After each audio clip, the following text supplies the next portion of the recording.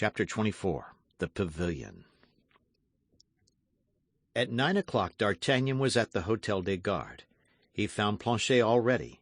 The fourth horse had arrived. Planchet was armed with his musketoon and a pistol. D'Artagnan had his sword and placed 2 pistols in his belt, then both mounted and departed quietly. It was quite dark, and no one saw them go out. Planchet took place behind his master, and kept at a distance of 10 paces from him.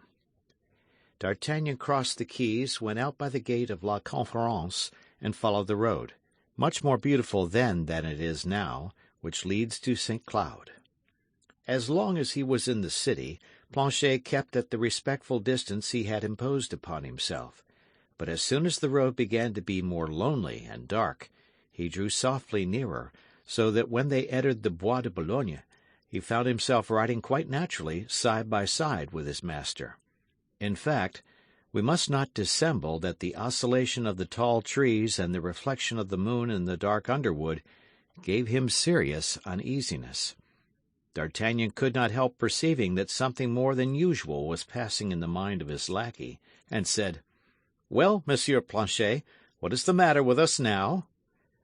"Don't you think, monsieur, that woods are like churches?" "How so, Planchet?" "Because we dare not speak aloud in one or the other." "But why did you not dare to speak aloud, Planchet? Because you are afraid?" "Afraid of being heard? Yes, monsieur." "Afraid of being heard? Why, there is nothing improper in our conversation, my dear Planchet, and no one could find fault with it." "Ah, monsieur," replied Planchet, recurring to his besetting idea, "that Monsieur Bonacieux has something vicious in his eyebrows, and something very unpleasant in the play of his lips." "What the devil makes you think of Bonacieux?" "Monsieur, we think of what we can, and not of what we will." "Because you are a coward, Planchet." "Monsieur, we must not confound prudence with cowardice. Prudence is a virtue." "And you are very virtuous, are you not, Planchet?" "Monsieur, is not that the barrel of a musket which glitters yonder? Had we not better lower our heads?" "In truth," murmured D'Artagnan, to whom Monsieur de Tréville's recommendation recurred, "this animal will end by making me afraid." And he put his horse into a trot. Planchet followed the movements of his master as if he had been his shadow, and was soon trotting by his side. "Are we going to continue this pace all night?" asked Planchet. "No, you are at your journey's end." "How, monsieur? And you?" "I am going a few steps farther." "And monsieur leaves me here alone?" "You are afraid, Planchet?" "No, I only beg leave to observe to monsieur that the night will be very cold, that chills bring on rheumatism, and that a lackey who has the rheumatism makes but a poor servant, particularly to a master as active as monsieur."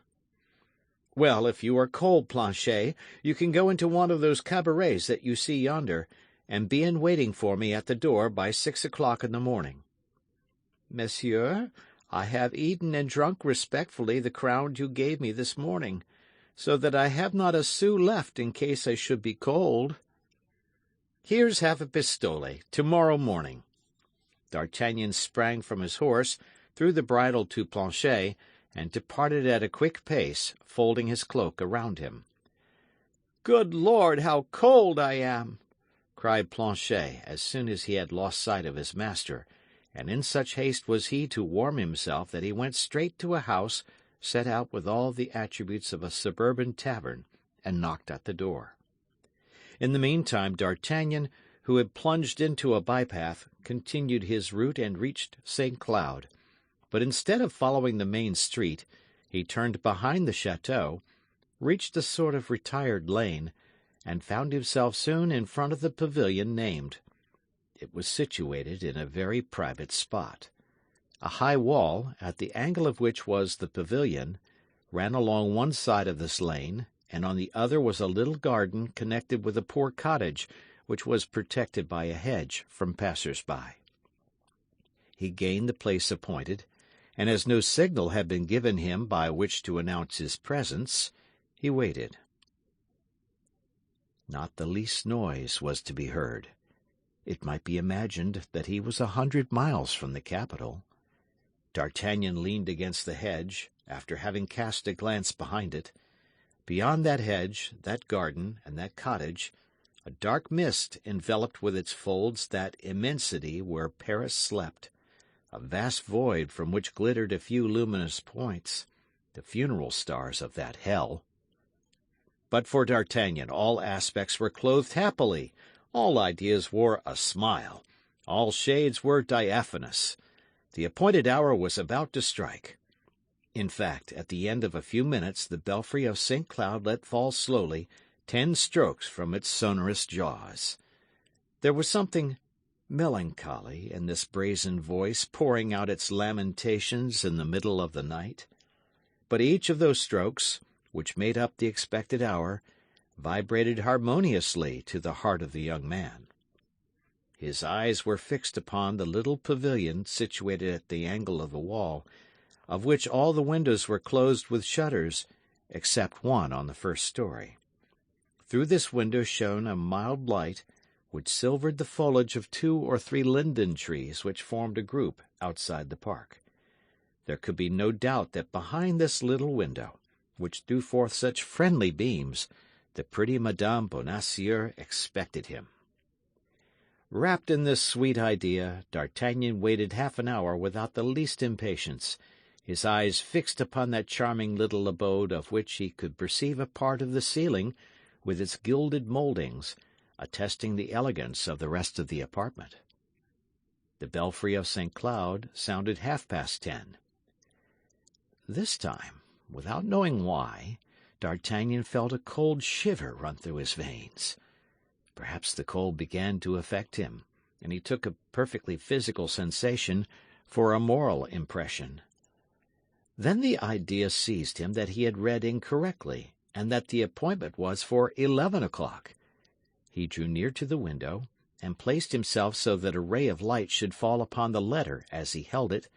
He drew it from his pocket and read it again, but he had not been mistaken. The appointment was for 10 o'clock. He went and resumed his post, beginning to be rather uneasy at this silence and this solitude. 11 o'clock sounded. D'Artagnan began now really to fear that something had happened to Madame Bonacieux. He clapped his hands 3 times, the ordinary signal of lovers, but nobody replied to him, and not even an echo. He then thought, with a touch of vexation, that perhaps the young woman had fallen asleep while waiting for him. He approached the wall and tried to climb it, but the wall had been recently pointed, and D'Artagnan could get no hold. At that moment he thought of the trees, upon whose leaves the light still shone, and as one of them drooped over the road, he thought that from its branches he might get a glimpse of the interior of the pavilion. The tree was easy to climb. Besides, D'Artagnan was but 20 years old, and consequently had not yet forgotten his schoolboy habits. In an instant he was among the branches, and his keen eyes plunged through the transparent panes into the interior of the pavilion. It was a strange thing, and one which made D'Artagnan tremble from the sole of his foot to the roots of his hair, to find that this soft light, this calm lamp, enlightened a scene of fearful disorder. One of the windows was broken. The door of the chamber had been beaten in and hung, split in two, on its hinges. A table, which had been covered with an elegant supper, was overturned. The decanters, broken in pieces, and the fruits crushed, strewed the floor. Everything in the apartment gave evidence of a violent and desperate struggle. D'Artagnan even fancied he could recognize amid this strange disorder fragments of garments, and some bloody spots staining the cloth and the curtains. He hastened to descend into the street, with a frightful beating at his heart. He wished to see if he could find other traces of violence. The little soft light shone on in the calmness of the night. D'Artagnan then perceived a thing that he had not before remarked, for nothing had led him to the examination. that the ground, trampled here and hoof-marked there, presented confused traces of men and horses. Besides, the wheels of a carriage, which appeared to have come from Paris, had made a deep impression in the soft earth, which did not extend beyond the pavilion, but turned again towards Paris. At length D'Artagnan, in pursuing his researches, found near the wall a woman's torn glove. This glove, wherever it had not touched the muddy ground, was of irreproachable odour. It was one of those perfumed gloves that lovers like to snatch from a pretty hand.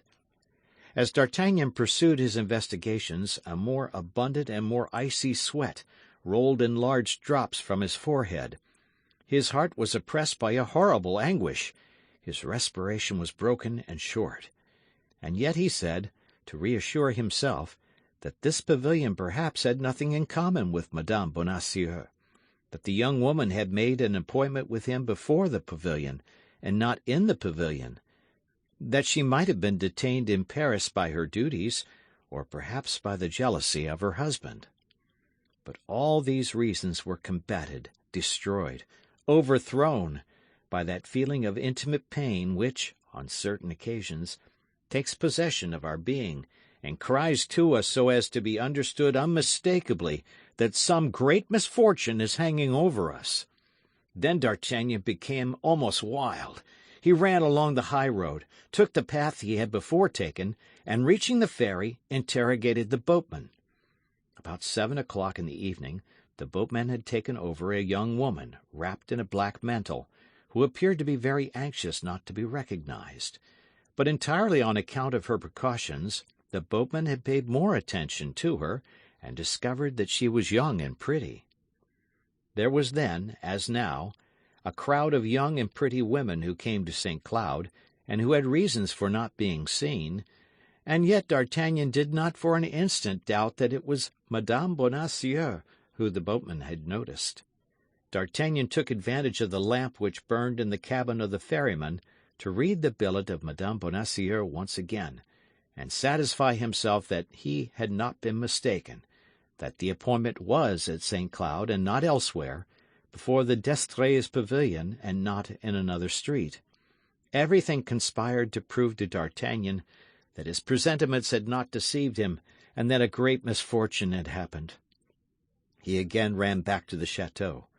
It appeared to him that something might have happened at the pavilion in his absence, and that fresh information awaited him. The lane was still deserted, and the same calm, soft light shone through the window. D'Artagnan then thought of that cottage, silent and obscure, which had no doubt seen all and could tell its tale. The gate of the enclosure was shut, but he leaped over the hedge, and in spite of the barking of a chained-up dog, went up to the cabin. No one answered to his first knocking. A silence of death reigned in the cabin as in the pavilion, but as the cabin was his last resource, he knocked again. It soon appeared to him that he heard a slight noise within, a timid noise which seemed to tremble lest it should be heard. Then D'Artagnan ceased knocking, and prayed with an accent so full of anxiety and promises, terror and cajolery, that his voice was of a nature to reassure the most fearful. At length an old, worm-eaten shutter was opened, or rather pushed ajar, but closed again as soon as the light from a miserable lamp, which burned in the corner, had shone upon the baldric, sword-belt, and pistol pommels of D'Artagnan. Nevertheless, rapid as the movement had been, D'Artagnan had had time to get a glimpse of the head of an old man. "In the name of heaven," cried he, "listen to me! I have been waiting for someone who has not come. I am dying with anxiety. Has anything particular happened in the neighborhood? Speak!" The window was again opened slowly, and the same face appeared, only it was now still more pale than before. D'Artagnan related his story simply, with the omission of names. He told how he had a rendezvous with a young woman before that pavilion, and how, not seeing her come, he had climbed the linden tree, and by the light of the lamp had seen the disorder of the chamber. The old man listened attentively, making a sign only that it was all so, and then, when D'Artagnan had ended, he shook his head with an air that announced nothing good. "What do you mean?" cried D'Artagnan. "In the name of heaven, explain yourself." "Oh, monsieur," said the old man, "ask me nothing, for if I dared tell you what I have seen, certainly no good would befall me." "You have then seen something," replied D'Artagnan. "In that case, in the name of heaven," continued he, throwing him a pistole, "tell me what you have seen, and I will pledge you the word of a gentleman that not one of your words shall escape from my heart." The old man read so much truth and so much grief in the face of the young man that he made him a sign to listen, and repeated in a low voice, "It was scarcely 9 o'clock when I heard a noise in the street, and was wondering what it could be, when on coming to my door, I found that somebody was endeavoring to open it. As I am very poor, and am not afraid of being robbed, I went and opened the gate, and saw 3 men at a few paces from it. In the shadow was a carriage with 2 horses, and some saddle horses. These horses evidently belonged to the 3 men, who were dressed as cavaliers. 'Ah, my worthy gentleman,' cried I, 'what do you want?' 'You must have a ladder?' said he who appeared to be the leader of the party.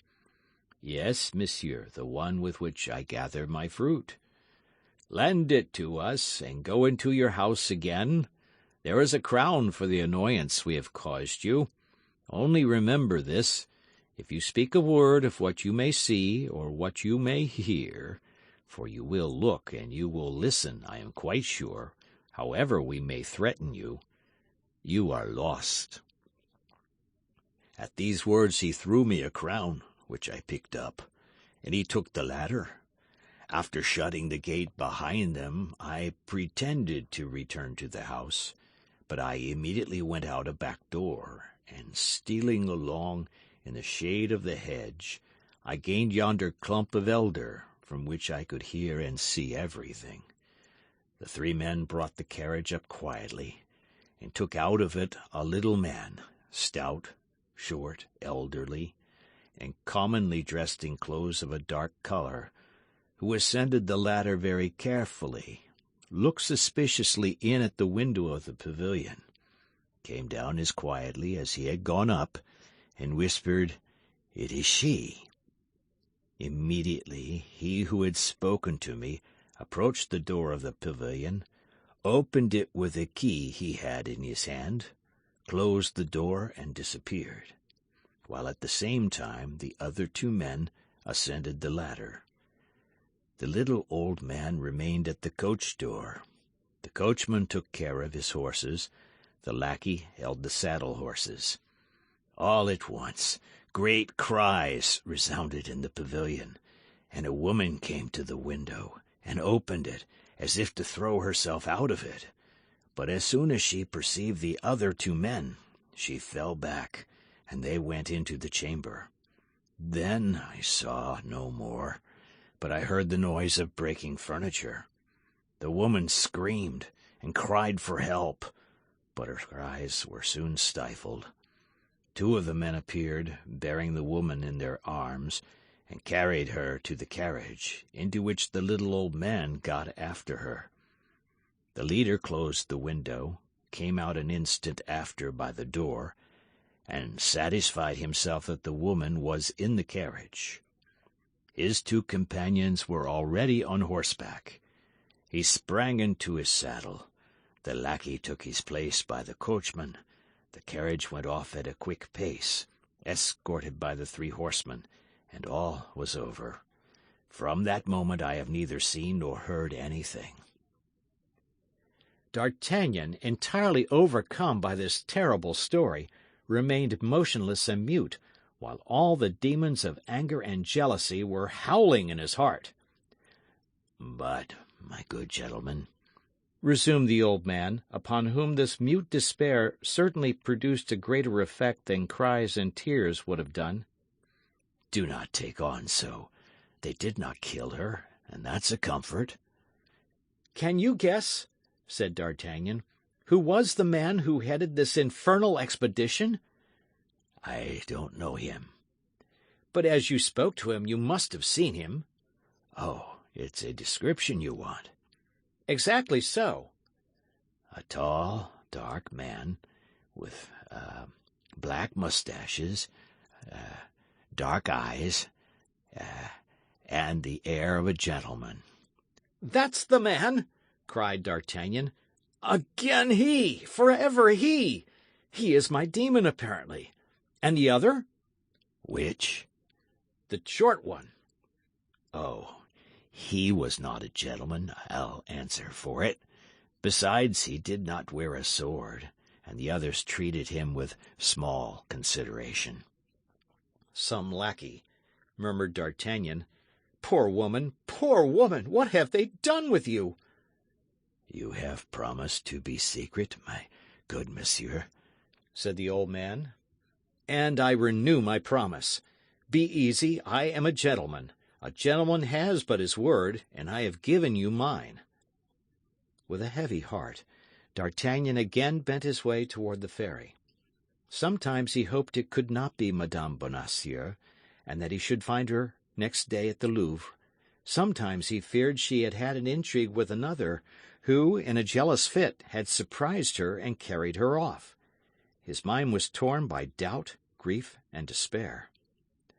"Oh, if I had my three friends here," cried he, "I should have, at least, some hopes of finding her. But who knows what has become of them?" It was past midnight, and the next thing was to find Planchet. D'Artagnan went successively into all the cabarets in which there was a light, but could not find Planchet in any of them. At the sixth he began to reflect that the search was rather dubious. D'Artagnan had appointed 6 o'clock in the morning for his lackey, and wherever he might be, he was right. Besides, it came into the young man's mind that by remaining in the environs of the spot on which this sad event had passed, he would, perhaps, have some light thrown upon the mysterious affair.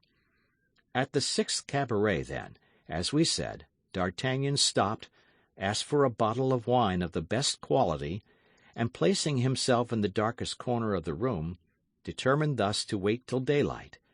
But this time again his hopes were disappointed, and although he listened with all his ears, he heard nothing, amid the oaths, coarse jokes, and abuse which passed between the labourers, servants, and carters who comprised the honourable society of which he formed a part, which could put him upon the least track of her who had been stolen from him.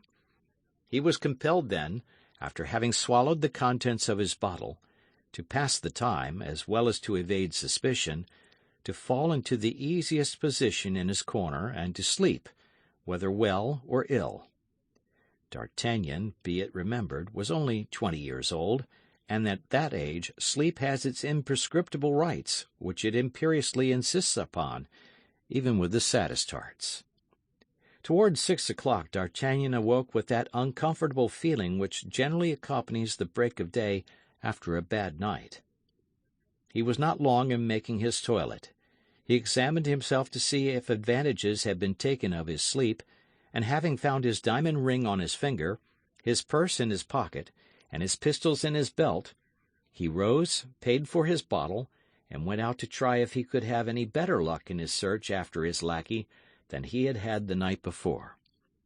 The first thing he perceived through the damp grey mist was honest Planchet, who, with the 2 horses in hand, awaited him at the door of a little blind cabaret, before which D'Artagnan had passed without even a suspicion of its existence.